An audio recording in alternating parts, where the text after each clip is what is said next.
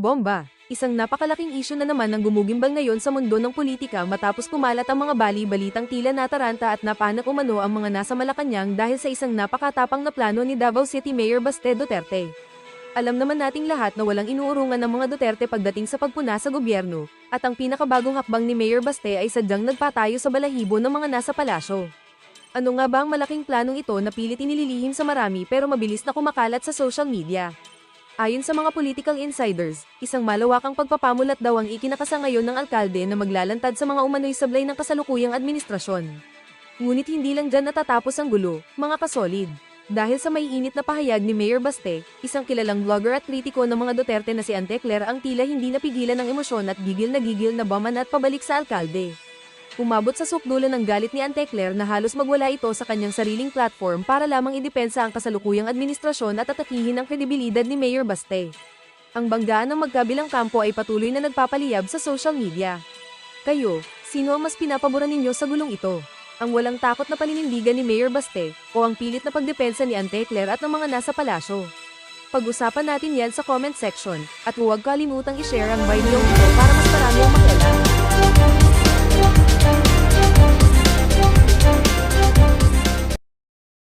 Make sure na isa po kami para makapalo ko dito. Nevertheless, humihingi ng Ito, lipato tayo kay Marcos Jr. ha. Ano ho niya, hindi tayo titigil, tuloy-tuloy ang trabaho ng pamahalaan para sa tunay na ginhawa sa bawat pamilyang Pilipino. Urur. Anak ng towa. Parang siyang dahilan kung bakit bumaba ang presyo. Ang dapat gawin mo, Marcos Jr., punta ka doon sa Strait of Hormuz. Ibandera mo katawan mo doon. Di ba? Magdadalawang buwan na ho itong krisis na to, February 28, March, April. 2 taon na ho, ay 2 buwan na ho, magdadalawang buwan na ho tayo dito sa krisis na to. Ha? Yung pagsipa ng presyo ng mga produktong petrolyo, talaga nagliparan ho yan. Napakataas ng presyo. Di ba? Ngayon, nagtaas ng mahigit 100 piso. 100 piso mahigit kasi 60 lang dati yung diesel eh. Tapos maya-maya mabalitaan natin nasa 180 na, pa 200 pesos. Mahigit 100 nang itinaas. 120. 150 sa ibang mga lugar sa ating bansa. Tapos magro-rollback lamang ng 21 pesos. Gusto mo palakpakan ka namin, walang yaka. Sabihin mo dun sa mga kaibigan mong oligarko, tigilan na nila yung panggigipit nila sa sambayan ng Pilipino. Mayaman na sila. Bilyonaryo na sila. Ilang taon na silang kumikita sa hanap buhay na yan. Ano ba naman ngayong mga panahon na to, bigyan nila ng pabor kahit paano yung kanilang mga customer. Sa napakatagal na panahon. Ano ba naman mag-uusap-usap yung mga, kayo patawag mo yung mga kaibigan mong oligarko, yung mga may-ari ng mga malaking oil company. pupunta Ay, siya. teka lang, Marcos Babayan, Jr. meron po akong ibabalita sa inyo. Okay. Magandang araw po sa ating mga minamahal na kababayan. Meron po akong ibabalita sa inyo. Ano? Simula Martes, Abril na ang 14, may malaking rollback sa presyo ng langis. Mahigit 20 piso ang Anak na toka. Yan daw ho ang malaking rollback sa langis. Yung itinaas, mahigit 100, tapos yung 20 pesos, malaki daw ang rollback. Palakpakan. Kala ko pa naman i-announce mo na yung mga nabubulok mong bituka di ba? Kung kumusta na yung bituka mong nagdudugo. Ano ng estado ng ng kalusugan mo, ibabalita mo sa amin yung 20 pesos. bababa sa diesel. Ang gasolina naman may bawas na 4 pesos 43 centavos kada litro. Kerosene, 8 pesos 50 centavos kada litro ang ibababa. Malaking tulong ito lalo na sa ating mga driver, sa mga commuter at sa bawat pamilyang Pilipino na araw-araw naapektuhan ng mataas ng presyo ng krudo. Hindi pa ito sapat, kaya tuloy-tuloy naman ang ginagawa ng inyong pamahalaan para maibsan ang epekto nito sa inyong pang-araw-araw na buhay. Hindi po tayo titigil hanggat hindi natin napababa ang gasto sa biyahe, sa pagkain at sa kabuuang pamumuhay ng ating mga kababayan. Sa mga susunod na araw at linggo, may aanunsya po ko na mga dagdag na hakbang at tulong mula sa gobyerno. Hindi nating hahayaan Ayuda. Brad, bagsak ang katawan mo, Brad. Ilabas mo na kung ano nga ba nararamdaman mo ngayong mga panahon na to. Tignan nyo naman yung katawan na yan. Slim ka na, Brad. Nawala na yung mga muscle mo sa katawan. Tignan nyo naman yung katawan na yan. Ilabas mo sa sambayan ng Pilipino yung estado ng kalusugan mo. Kung ano na nga ba ang estado ng kalusugan mo. Huwag tayong maglokohan dito, Marcos Jr. Kumusta ang kalusugan mo? Yun ang gusto naming malaman. Yung 20 pesos na yan, malaking bagay yan. Pero kulang na kulang yan, anak ng toka. Kung nagtaas yung mga kumpanya ng 100, yung diesel ngayon, let's say, nasa 185. Let's say ganon, mga nasa 185 na. Mababawasan lang, magiging 150. Pagpalagay na natin, 150. Mataas pa rin yun, Brad. Yung original price ng diesel nasa 60 lang, 70, ganun lang. Ibalik nyo dun sa original na presyo ang mga produktong petrolyo. Kausapin mo yung mga kaibigan mong oligarko. Kung si Tatay Digong lang presidente, sige, subukan yung taas yan. Anak ng tao ka, papainom ko sa inyo. Di ba? Parang naririnig na natin eh. Kasi yun, pinaglalaban niya yung kapakanan ng sambayanan. Ito kung ano na lang ifinifid sa kanya nitong si Balisacan, nitong si Ralph Recto, na kung saan baka mayroong naglalabi dito sa mga individual na to ng mga kumpanya na, President, ganito kasi yan. Ganito sabihin nyo kay President. Tapos ipipid dito sa bangag na to, nagpupulburon lang yan eh. ang mapabayaan ang bawat Pilipino sa gitna ng mga hamong ito. Kaya tuloy-tuloy ang trabaho ng pamahalaan nang may maramdaman na ginhawa ang bawat pamilya. At yan ang tinututukan namin araw-araw. Maraming salamat po. Ayun. Yun o ang pinakawalang kwentang anunsyo na narinig ko ngayong araw na to. Actually, kagabi pa yan eh. Pero dahil si Marcos Jr., eto na ho mga kababayan. Ang pinakaabangan ng lahat babalagbagin na ho natin itong si Auntie Claire dito sa kanyang press ko na to. Okay? Kali na po akong tumanggap na inyong mga katanungan. Unang tanong mula kay Chloe Parang di maganda gising ni Auntie Claire Fana Business World. Good morning, Yusek. Today po is the effectivity of RA 12316. May we just get an update po kung may decision na po ang Pangulo? Bukas po ay magkakaroon muli ng uplift meeting. At after the meeting, ibibigay po namin sa inyo ang pinaka-update. At meron na po kaming i-anunsyo. So, tomorrow po yung decision niya. Last week, ma'am, nag-meet din ang DBCC in Uplift. May we just get, ma'am, yung recommendations ng DBCC sa meeting na yun? Chloe, ayoko munang pangunahan ko ano i-anunsyo ng Pangulo. Salamat. On other matters naman, Yusek, the 30-day waiver allowing Manila to purchase Russian crude expired on April 11. Will the Philippine government negotiate, ma'am, yung extension? And meron po ba tayong contingency plans if Washington denies our request for exemption? As of now, I do not have any information regarding that. I will just ask Secretary Sharon Garin regarding that matter. Thank you po. Sunod na tanong mula kay Kat Domingo, ABS-CBN. Good morning, Undersecretary. The Philippine Chamber of Commerce and Industry, how does the palace respond to the Philippine Chamber of Commerce and Industry's call na tanggalin po totally yung VAT mula sa petroleum products? Kat, sa ngayon, wala kasing batas na nagbibigay ng anumang emergency powers para sa Pangulo na siya ay mag-suspend ng VAT sa fuel products. Yan na naman magpapahaging na naman kayo ng wala siya kasi kapangyarihan na ganito, ganyan. Wala siyang ganito, ganyan, di ba? Anak ng tao ko, pwede, lahat ho yan posible kung gugustuhin nitong si Bangag. Kaso hindi nga prioridad kasi hindi nakikita yung yung si Ralph Recto. ayaw ni Ralph na suspende ng pambira. Ito po ay nakasalalay po sa Kongreso. But how high of a priority is that on the President's list, considering na some business groups are not so optimistic na medyo priority yung pagtanggal ng VAT given the slow rollout or of the decision regarding the oil excise tax?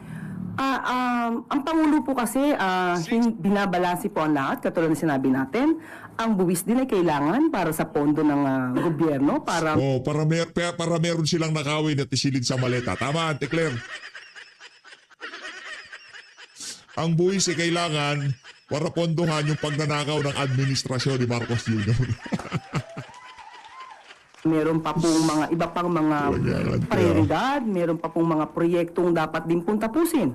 At inilalaan po ang ibang pondo para po sa pag-ease or pag-lessen ng impact nitong krisis sa Middle East. Ma'am, let me just challenge that point, push a bit further. Hindi naman po VAT lang yung only source of revenue of the government. Yeah. But circular from the DOE shows na tax alone sa presyo, sa pricing ng gasoline at diesel ranges between 22 and 29%. If tanggalin po natin totally yung taxes on petroleum products alone, not on other commodities, malaking kabawasan po siya sa regular Filipinos. Why is not that a feasible option for the government? Nako. Yun nga po yung pag-aaralan po. Kaya nga po may i-anunsyo bukas kung ilang pong tax ang maaaring maibawas at or masuspend. Sunod na tanong mula kay Samuel Madinilla, Business Mirror. Hey, good morning po. What additional measures will the government implement to minimize the effect of the Middle East crisis on the cost of living in the coming days? As mentioned by President Marcos dun sa video message niya po kahapon. Marami pa po na maaaring magawa at bukas nga po yung magkakaroon ng uplift meeting maliban pa po sa mga ibinigay na po na programa. At ito'y nai-anunsyo na po natin. Mahirap na lamang po nabanggitin natin at mauubos ang ating oras. Nandiyan po ang pag-ayuda sa transport sector. Nandiyan din po Anak ng toko, yan ang kailangan mo, madam, di ba? Yung maibalita sa sambayan ng Pilipino kung anong ginagawang hakbang ng administrasyon para maibsan ang paghihirap natin ngayon. Panahon mo na yan. Pagkakataon mo na yan para ibida. Hindi Diyan nga natin inuubos ang oras. Ito naman si Auntie Claire. Anong gustong pag-usapan natin? Yung yung antipara mo. Yung bago mong damit, bago mong terno. Anak ng toko. Yung beauty regimen mo. Yung kaibigan mong terentahin na spokesperson. po ang pag-ayuda sa mga magsasaka at sa fisherman, sa mga fisher folk. At nandyan din po ang pagbibigay ng ayuda sa ating mga commuters. At ngayon po ay nagkakaroon po tayo at ipapatupad sa April 15 ang service contracting, pati po ang pagbibigay ng fuel subsidy sa ating mga drivers. At bukas po at kung meron pa po tayong i-announce after the meeting, ibibigay po namin sa inyo bukas. Follow-up ko lang po. Bali si President Marcos po ba may expected na announcement within the week regarding dun sa Middle East interventions? Bukas po, pag-uusapan po yan. At kung ano man po mapag-uusapan patungkol po dyan, i-report po namin agad sa inyo. Last na lang po. May plano po ba yung executive branch to request for additional budget from Congress to further fund its responses related to the Middle East crisis tulad ng expanded service contracting program? Nag-request po kasi ng additional funding yung DOTR para raw ma-expand yung program hanggang end of the year. Additional 5 billion. Sa ngayon po ay maayos pa po ang pondo from the 2026 GAA at masusustain pa po ito sa ngayon. Sige po. Thank you po. Sunod na tanong mula kay Ivy Reyes, Bilyonaryo. Hi, Sir, good na morning. tayo. Malaysia denied exporting 53 million liters of diesel to the Philippines and clarified that they don't have any standing agreement with the Philippines. Can we confirm this with the palace po? Ito po ay niliwanag na po ni Secretary Sharon Garin. Ang naging transaction po dito, bumili po tayo ng fuel o nagkaroon ng diesel shipments na binili natin sa Vitol Asia Private Limited, a Singapore-based energy and commodity trading company. Pero ang source po ng sinabing produkto ay galing po sa Malaysia. Sunod na tanong mula kay Marisol Halili, TV5. Yusek, may we know what was the reaction of the President following the failed talks between the U.S. and Iran? Nakakausap po natin si Secretary Sharon Garin at malamang ay makakasama rin po ito sa pag-uusapan bukas sa uplift. Of course, hindi siya magandang balita. Bukas pa lang pag-uusapan. Anong ginagawa nila dyan? Ba't kailangan pa bukas, Lunes ngayon? Trabahuin na yung mga dapat trabahuin, anak ng Petrang Karapata. Yan ang problema sa inyo eh. Pinagpapabukas nyo pa yung pwedeng gawin ngayon. Bira talaga tong si Auntie Claire. Oh. Dahil ang nais po natin at pagdadasal po, hindi lamang po siguro Pilipinas, kundi ang buong mundo, ay magkaroon na po talaga ng permanenteng pagpigil ang sigalot dito sa Middle East. Definitely, kung magpapatuloy pa po ito, makakaapekto pa rin po ito sa produktong petrolyo. Do you see any immediate impact to the Philippines na ito pong nangyaring failed talks? Sa ngayon, dahil meron naman tayo magandang usapan po sa bansang Iran, na i-consider po ang Pilipinas na non-hostile, ito po ay malaking tulong para sa Pilipinas. At definitely, hindi natin masasabing walang magiging epekto po yung patuloy na sigalot. Non-hostile country daw pero sandamukal ang mga EDCA site ng Amerika sa Pilipinas. Palakpakan. Di ba? Ganyan ho tayo kung lukuhin itong itong tagapagsalita na to, nitong administrasyon nito ni Marcos Jr. Di ba? Kung non-hostile tayo, dapat wala tayong kinakampihan. Hindi tayo sumasali sa naratibo ng Amerika sa kahit anong bansa pa man. Di ba? Kaso ang problema, pag usapin dito sa Southeast Asia, tayo ho ang aso ng Amerika dito sa rehiyon na to. Kaya kailangan ho natin ng isang Sara Duterte para maibalik yung dignidad ng sambayan ng Pilipino. Para hindi yung yung independent foreign policy ni dating Pangulong Rodrigo Duterte. Yan ho ang kailangan ng sambayan ng Pilipino ngayong mga panahon na to. Sa Middle East. Sunod na tanong mula kay Tristan Andalo, Newswatch Plus. Yusek, sabi po ng DOE na rin mismo na it may be difficult to return to the pre-crisis fuel price of 60 pesos per liter. Kaya po, in the short term, and that is why analysts are asking, is the Marcos administration now studying long-term plans na in the event na hindi na po talaga bumalik kaagad yung ganitong mga presyo ng produktong petrolyo and to reduce reliance on imported oil? Matagal na po itong pinag-uusapan, lalo na po nung nangyari itong sigalot sa Middle East. At sinasabi niya rin po ni Secretary Sharon Garin na dapat nating palakasin ang renewable energy. Isa po ito sa talagang tinututukan po ng gobyerno. How about po yung fast-tracking sa nuclear energy, ma'am? Wala pa pong napag-uusapan patungkol po doon. Maraming kokontra ho dyan. Hindi mangyayari yung nuclear energy na yan. Matindi-tinding political will ang kakailanganin natin dyan. Sunod na tanong mula kay Luisa Cabato, Inquirer.net. Good afternoon po, Yusek. Magkakasa ang grupong Manibela ng nationwide transport strike sa April 15 to 17 dahil daw sa slow action ng gobyerno sa paghihirap ng mga driver dulot ng mataas na presyo ng petrolyo. And sabi po nila, hindi raw ginagamit ng Pangulo yung kapangyarihan niya para sa mga driver. And hinihiling nila na isuspend yung excise tax at VAT on fuel products. Ano po yung tugon ng Pangulo at ng Malacanang dito? Wala pong kapangyarihan ng Pangulo na mag-suspend ng VAT dahil wala pong batas sa ngayon na siya binibigyan ng kapangyarihan. So baka nagkakaroon po ng misconception at ngayon ay baka nakakarating sa mga sa transport sector, sa mga drivers, sa operators na sa isang click ay isususpend ang Pangulo ang VAT. Wala pong kapangyarihan sa ngayon ang Pangulo. Bakit hindi prioritize? Anak ng tokwa yung yung Independent People's Commission, kayang trabahuhin, kayang pabilisin. Yan pa kaya? Hindi mamadaliin niya ng House of Representatives kasi ang problema, ang HOR at tinatrabaho ngayon, impeachment ni BP Sara. Di ba, ante? Pangulo na mag-suspend or mag-reduce ng VAT dahil wala pong batas na siya binibigyan patungkol dito. At sasabihin niya slow action, nakikita po natin mismo ano na po ang ginagawa at nagawa ng Pangulo at ng administrasyon para sa transport sector. Sila nga po yung inuna. With or without any transport strike, ang Pangulo naman po ay dumidinig sa mga hinaing ng bawat Pilipino, lalo-lalo na po sa transport sector. At sa atin po ngayon, sa ating palagay, ang pag-hold ng transport strike ay hindi napapanahon sa ngayon.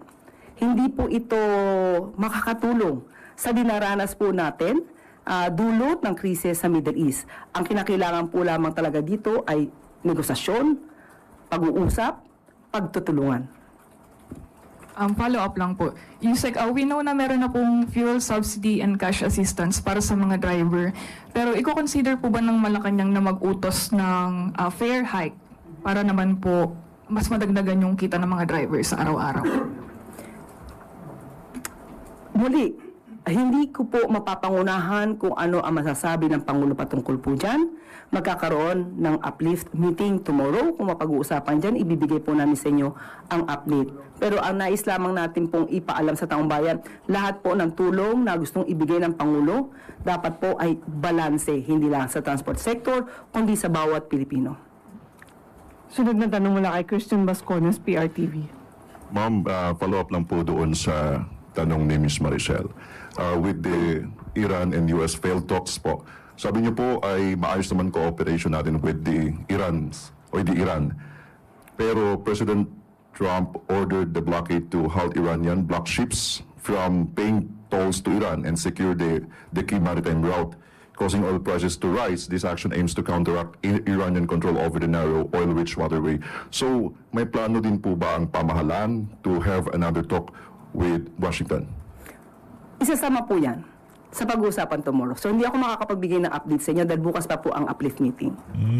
Bukas pa ang uplift. Follow-up question mula kay Ace Romero. Yusek, we understand that there's no existing law allowing the president to suspend or reduce the VAT on fuel products. But then he can also ask Congress, just like what he did sa excise tax sa petroleum, to maybe consider pass a law allowing him to reduce or even suspend the value-added tax, which was seen as a possible solution sa soaring oil prices. So, is the president inclined to do that sa VAT? Ako? Sa ngayon po, hindi ko po masasabing oo, hindi ko masasabing hindi. So, malamang mapag-usapan po to sa uplift meeting tomorrow. Banong-bano yung sagot eh. Anak ng toko ah. Ay, ba't nandiyan ka pa? Wala kang nasasagot sa mga tanong nila, ante. Kung mapag-uusapan po ito, ibibigay ko po sa inyo yung update. Follow-up question mula kay Christian Bascones, PRTV. Okay ma'am, domestic production naman po tayo. Malaking epekto na rin po daw sa fishing sector, lalo na po nag-announce yung SOFIL, yung Southern Philippines Fishing Association Incorporated, na an estimate of 30,000 na mga empleyado po ng fishing companies ang mawawala ng trabaho over the 17 na mga malalaking fishing companies dyan po sa southern part of the Philippines, which is producing 80% of fishing output sa buong bansa. So, sila po ay nag-warn na baka may magkakaroon ng total kumbaga pag-shutdown ng kanilang sektor kung hindi po magkakaroon ng intervention yung pamahalaan. Ano po yung pwedeng sabihin ng Palace with this? Hindi po magiging magandang balita kung sila po ititigil dahil magiging kawalan po ito sa atin, lalo sa pagsusupply ng isda o ng mga yamang dagat sa atin. So, nakausap po natin si Secretary Kiko at alam naman din natin kung ano po ba ang naitulong na ng ating gobyerno sa mga mangingisda. Pero sa ngayon po, ang sinabi po ni Secretary Kiko, ang natutulungan po natin ay ang small motorized fishermen. At maaari po na magkaroon ng magandang pag-uusap dito para maipabatid naman natin at maipabatid din po ng sektor, ng fishing industry, ano ang maaari pang maibigay na tulong kung kakayanin ng gobyerno para po hindi maapektuhan ang kanilang industry. Sunod na tanong mula kay Ivan Mayrina. Jiminus, okay ka na? Yusek, baka lang ho napag-usapan na rin yung liham ng sinag kay Pangulong Marcos na wag ibaba ang taripa sa imported pork, chicken, and corn. Has that been raised with the President? Because they want to produce local farmers and the local industry. Sa atin po ay wala pa pong naipaabot patungkol po dyan. At ibibigay ko po yung question na yan para po mabigyan ko po kayo ng update. Thank you. Thank you. One question from Kat Domingo, ABS-CBN. Nako, yun na. Ma'am, would you be privy as Yan to na, why Mayor Basti, hindi na po tayo. sinama ng Pangulo dun sa urgent request niya to Congress yung VAT? Bakit po limited lang sa oil excise tax when indeed VAT will have a more direct effect on ordinary consumers while the excise tax will have a more direct effect on importers and big companies? Hindi tayo kasama kung bakit nagkaroon ng suggestion na i-reduce or i-suspend ang excise tax. Pero tandaan po natin, ang VAT po ay malaki po ang naitutulong para ponduhan ang proyekto ng gobyerno. Isa ito sa maaaring dahilan kung ba't hindi agad na isama yung VAT. Dahil kapag ka po hindi naging balanse ang magiging tax na siya magiging pondo sa gobyerno, marami rin pong maaapektuhan na proyekto. Ma'am, balikan ko lang, sorry, yung magiging agreement ng DOJ, DICT, and PCO tomorrow, if I'm not mistaken. Can you give us some details? Meron po bang some penalties that will be raised against those who will spread fake news? Will it be declared as a criminal act or something? Ano po yung mas detalye nung... Okay, pag sinabi natin DOJ kasi, it's more on the criminal cases. Meron naman kasing umaandar, meron naman kasing batas, na kapag nagsabi ka ng mali, meron naman pong batas, ang Revised Penal Code, regarding utterances of a fake news na that will disrupt the public order.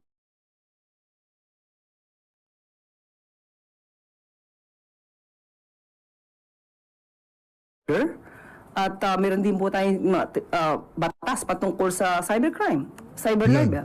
Yan, So cyber depende libel. po ito sa nagiging aksyon ng mga nagpapakalat ng mga fake news. So ano ma'am yung laman nung tomorrow? Just a gist without preempting. Bukas na lang po natin ito i-discuss. Sunod na tanong mula kay Tristan Nadalo, Newswatch Plus. Ayusek, follow-up lang po kapapasok lang ng statement ng Makabayan Block. They talking about the response of the administration dito sa nagaganap po ngayon sa Middle East. They say, we also criticize the Marcos administration's response, which has been reduced to being an announcer of possible rollbacks, targeted subsidies, and limited programs, while failing to deliver substantial relief commensurate to the crisis. Sabi po nila, the government appears to be stepping back from urgent measures such as removal of the excise tax. So, ano pong response natin sa sinabi po ng Makabayan Block? Ang mahirap po kasi sa atin ngayon. Nako, yun na. Yan ang mahirap sa atin ngayon eh. Di ba? Yan ang mahirap eh. Ipinasa na eh. Yung pagsuspende ng excise tax, bakit hindi pa hindi pa ina-actionan yan? Puro tayo pintas. Oh, pintas. Puro tayo puna. Pero parang wala nagagawang solusyon. Kundi ang Pangulo lamang, ang administrasyon na ito, ang siyang nag-iisip kung anong pwedeng gawin. Well, of course, meron tayong ibang mga mambabatas na nagbibigay ng suwestyon at yan naman po ay tinatanggap ng Pangulo. Pero para sabihin na walang ginagawa para maibsan ang nararamdaman natin dito sa krisis sa Middle East, ito po ay napakalaking kasinungalingan. Nako. Kapag hindi nakikita, uulitin ko po ulit. Kapag hindi nakikita ang Pangulo, hinahanap, sasabihin may sakit na ospital, kung ano-ano. Ngayon nagpapakita at nagbibigay ng ulat sa bayan, pipintasan niyo pa rin. Saan niyo gustong lumugar ang isang Pangulo, na katulad ni Pangulo Marcos Jr.? Hindi naaapektuhan ang Pangulo sa anumang kritisismo na walang... Nako, pikon na. Kalmahan mo lang, ante. Pikon na ito si Ate Claire. Basihan. Ang Pangulo po ay patuloy na magtatrabaho para sa taong bayan, hindi para dun lamang sa mga pumupuna ng walang basihan. Yan. Sunod na tanong mula kay Rafi Ayeng, Daily Tribune. Mayor Basti. On another matter, ma'am. Ma'am, kahapon po ay nabuo ang Rage Coalition at pinamumunuan ito ni Davao City Mayor Baste Duterte. May epekto po ba ito sa Administrasyong Marcos? Considering the speech of Baste saying that the opening of the flood control mess is a self-destruction for the President. Naku, yun na. Self-destruction. Oh. Pag